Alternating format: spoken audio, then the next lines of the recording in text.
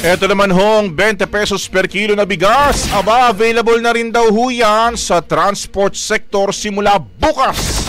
Brigada Jigo Boy Custodio, ibrigada mo! Brigada Live Report.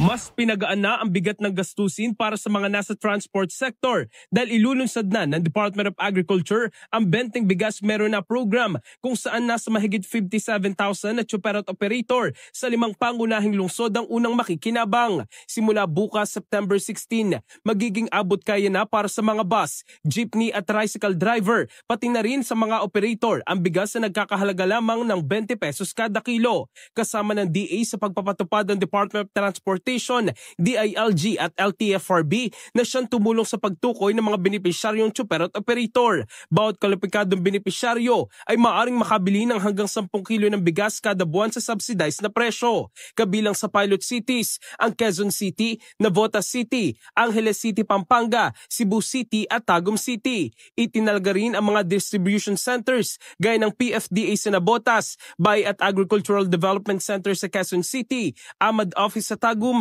at FTI Warehouse sa Angeles. Unang itinakda para senior citizens, solo parents, PWDs at mahihirap na pamilya ang P20 Rice Program, ngunit mabilis itong pinalawak upang maisama ang mga minimum wage earners, magsasaka, mangingisda, pampublikong guro, DepEd staff at benepisyaryo ng walang gutom program ng DSWD.